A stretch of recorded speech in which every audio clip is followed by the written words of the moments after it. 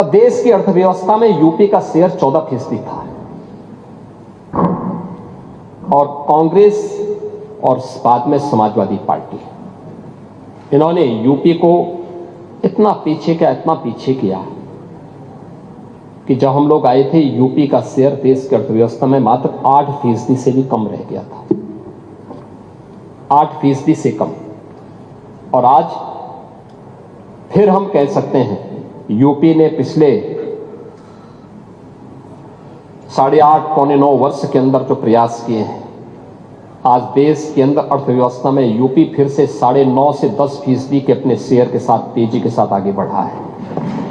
UP आज देश की नंबर 2 की अर्थव्यवस्था के रूप में अपने आप को स्थापित किया है और इस दौरान हमने यूपी की जीएसडीपी को, यूपी की अर्थव्यवस्था को 2012 से 16 के बीच में जितनी थी उसकी तुलना में लगभग 3 गुना बढ़ाने में 12,88,000 करोड़ रुपए की इकोनॉमी थी, आज यह 35 से 36 लाख करोड़ रुपए की इकोनॉमी यूपी की बनने जा रही है।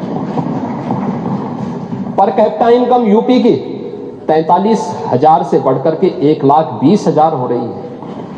ये आज नया यूपी है। सीडी रेशो यानी जितना पैसा यूपी का नागरिक यूपी के बैंकों में जमा करता था उतना पैसा यहां खर्च नहीं हो पाता था।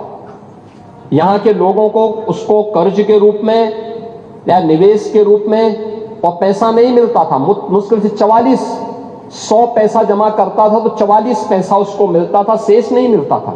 और आज मुझे प्रसन्नता है 62 से 65% पैसा यूपी के अंदर लग रहा है। इसको 70% तक पहुंचाने के एक बड़े लक्ष्य को लेकर के आज सरकार आगे बढ़ी है। और अब मैं कह सकता, ये चीजें तब हुई हैं जब सरकार ने सुरक्षा का वातावरण दिया, अच्छा इंफ्रास्ट्रक्चर दिया।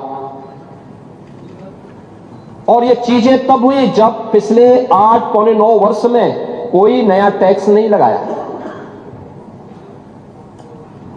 खन्ना जी अपनी फाइल लेके हमेशा बैठे रहते हैं कि वैट की दर थोड़ा बढ़ा दी जाए। मैं कहता हूं थोड़ा रुक जाइए, थोड़ा रुक जाइए।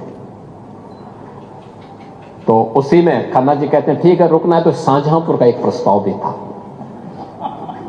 तो शाहजहांपुर के एक नए प्रस्ताव को स्वीकृत करा लेते हैं उसी में। लेकिन आप सोचिए ना, डीजल पेट्रोल पे इतना बड़ा राज्य, डीजल पेट्रोल सबसे सस्ता यूपी के अंदर, देश के अंदर है, सबसे सस्ता यूपी दे रहा है। पिछले 8 पौने 9 वर्ष के अंदर कोई किसी भी प्रकार का टैक्स हम लोगों ने नहीं लगाया। जीएसटी रिफॉर्म हुए थे, पब्लिक को लाभ मिला, लेकिन हमने कोई नया टैक्स नहीं लगाया। यानी सरकार ने सब क्या किया? हां, हमने लीकेजेस रोके, कर चोरी को रोका, योजनाओं में जो लूट थी उसको रोका।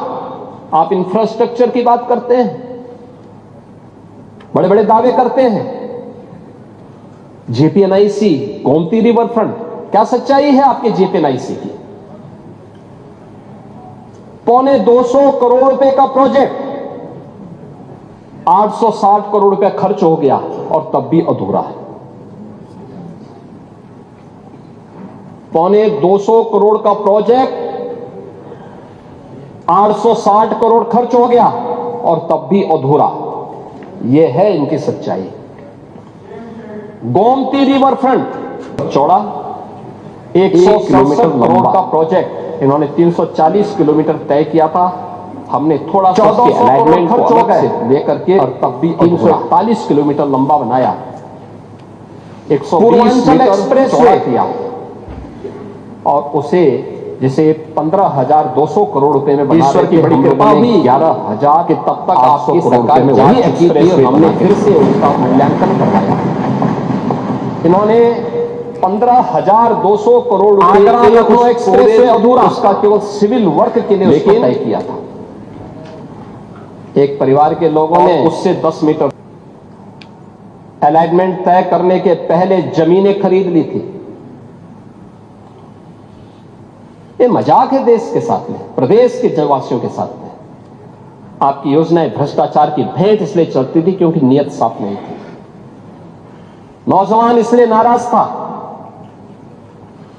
क्योंकि उसे मालूम था कि सूची तो पहले से ही आ जाती है।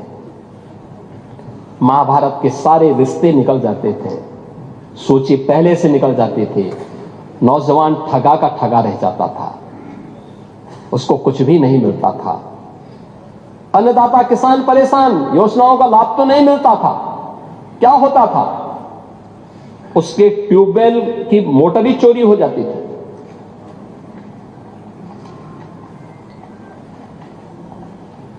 हमने उसको सुरक्षा की गारंटी भी दी।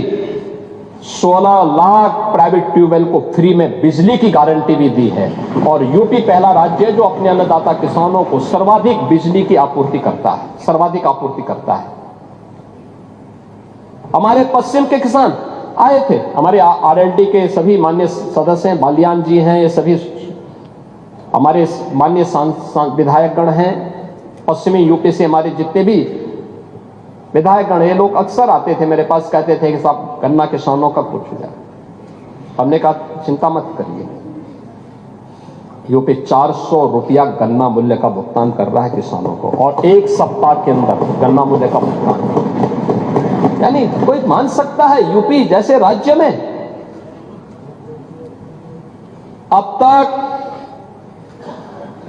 यानी हमने 2,92,000 करोड़ रुपए से अधिक का गन्ना मूल्य का भुगतान गन्ना किसानों को, अकेले गन्ना किसानों को किया है, अकेले गन्ना किसानों को यूपी ने।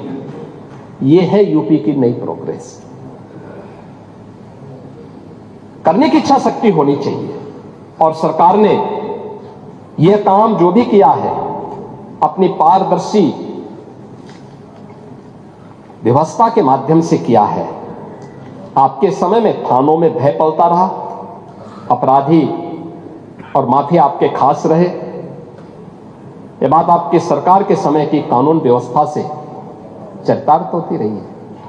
लेकिन आज प्रदेश के अंदर कोई वो नहीं।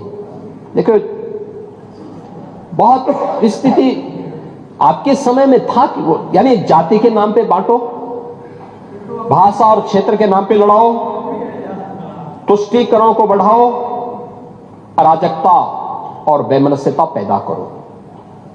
यही तो कर रहे थे।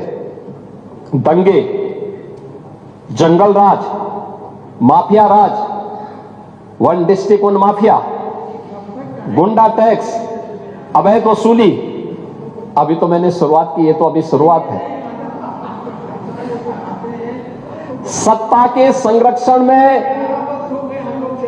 पैरेलल नहीं, 11 वर्ष नहीं, अभी तो आपको जो है 2047 तक इंतजार करना होगा।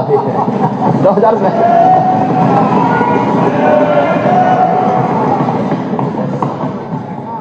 चाहे जो कहिए।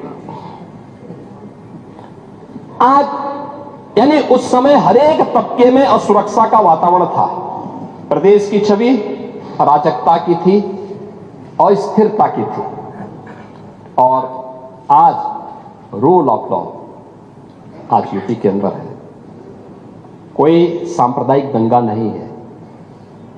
दंगाई, ओह, दंगा कैसे होता और दंगाई का उपचार कैसे होना है, हाँ, तो बरेली के मौलाना से पूछ लो। अब यहां न कर्फ्यू है न दंगा है, अब यूपी में सब, ये है नया यूपी।